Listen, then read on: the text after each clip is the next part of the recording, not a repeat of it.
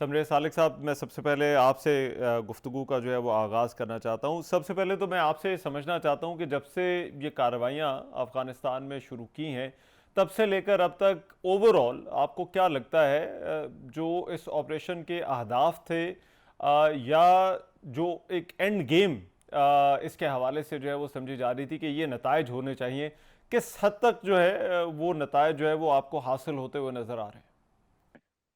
रहमान, सबसे पहले तो शुक्रिया कि आपने मुझे अपने प्रोग्राम में लिया।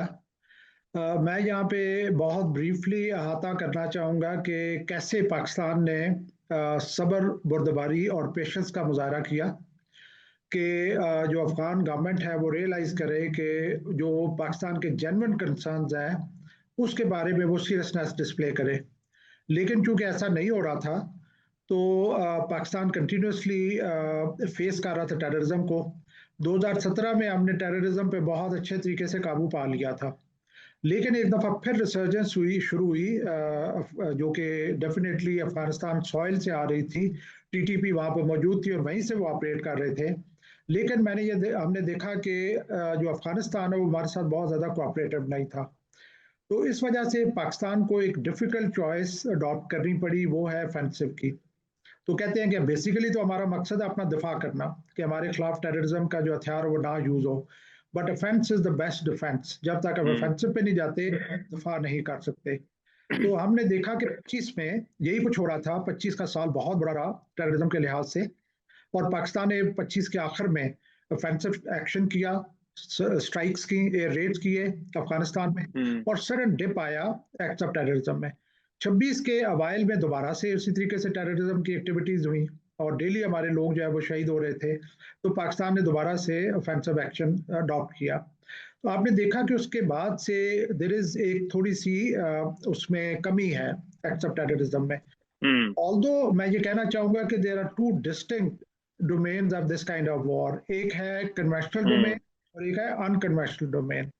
अगर जी। मैं इराक की बात दूं, तो कन्वेंशनल डोमेन में तो इराक पे अमेरिका ने 2 हफ्ते में कब्जा कर लिया था।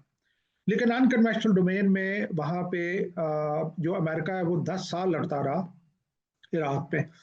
अभी जो मेन कंसर्न है पाकिस्तान के, एक तो कंसर्न ये है कि अफगान सॉइल पाकिस्तान के खिलाफ इस्तेमाल ना हो। हम्म।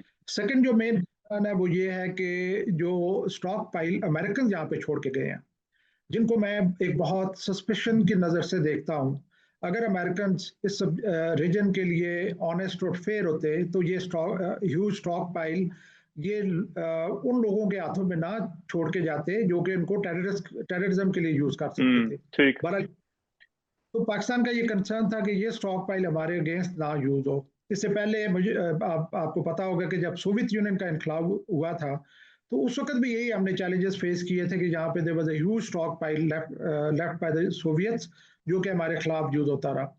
और तीसरा जो बड़ा कंसर्न था पाकिस्तान का वो ये है कि अफगानिस्तान हमारे दुश्मनों के साथ मिलकर पाकिस्तान को डैमेज करने की ना कोशिश करे। हम्म। इन सब पर देखते हुए अल्टीमेटली तो हमने नेगोशिएटिंग टेबल पे ही आना है। ठीक है। जब कभी मिलिट्री का यूज होता है तो बेसिकली उसका मकसद होता है फेवरेबल कंडीशंस क्रिएट करना। हम्म।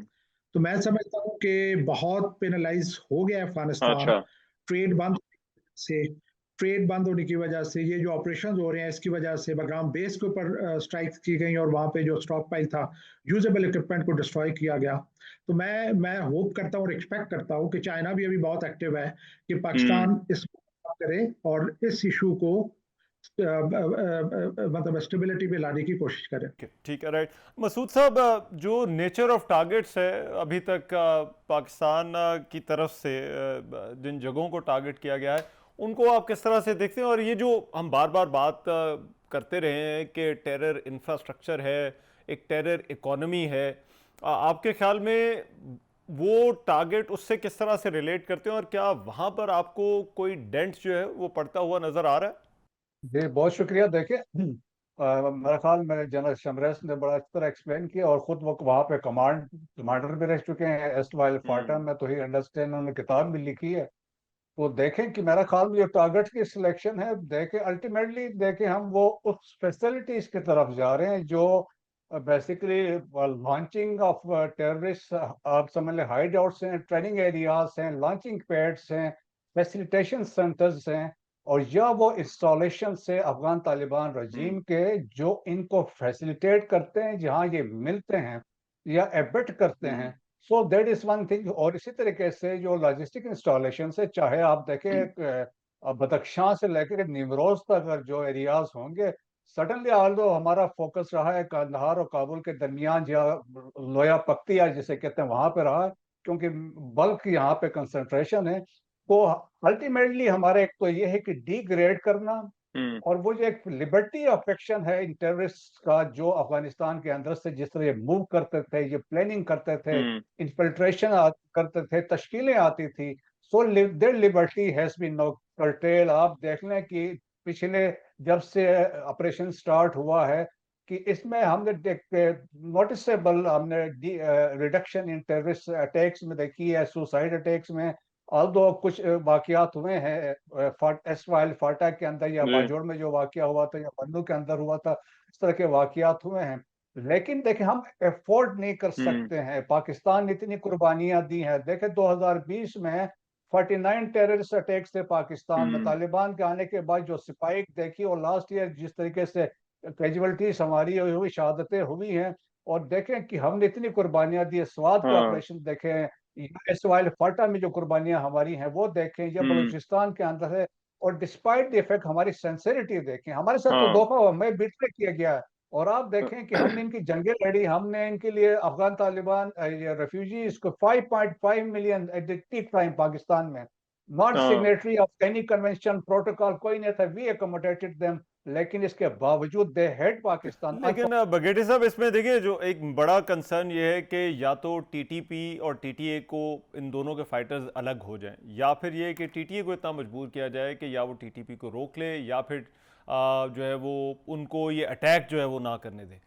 आपके ख्याल में ये सोल्यूशन कहीं जो है वो मसूद साहब कहीं निकलती हुई नजर आ रही है, या मामलात इस तरफ जा सकते हैं? देखिए, बिल्कुल हो सकता है। हमारी तवक्को ये होगी कि जो चाइनीज है या तुर्किया किसी स्टेज पे आता है या कोई और कंट्री, कि ये तो डिक्लेयर करे ना, ये जो दहशतगर्द तंजीमें है, ये टेररिस्ट है। यूनाइटेड नेशन ने किया है, America, United kingdom, rest of the world, उन्होंने कहा है कि ईस्टर्न तुर्किस्तान इस्लामिक मूवमेंट है, इस्लामिक मूवमेंट ऑफ उज्बेकिस्तान है, बीएलए मस्जिद ब्रिगेड है, टीपीपी है, अमेरिका भी कह चुका, सब कह चुके। ये कहते हैं ना कि ये टेररिस्ट हैं और हम इनसे अपना आप को साइड पे कर लेते हैं। तो हम ये तवक्को करेंगे फ्यूचर बातचीत में होगी, लेकिन पाकिस्तान ये इस पे कोई कंप्रोमाइज नहीं करेगा। We will take it to the logical conclusion. Discussion हमारी अभी इस हवाले से जारी है। प्रोग्राम में एक ब्रेक शामिल करें, वापस आते हैं इस ब्रेक के बाद।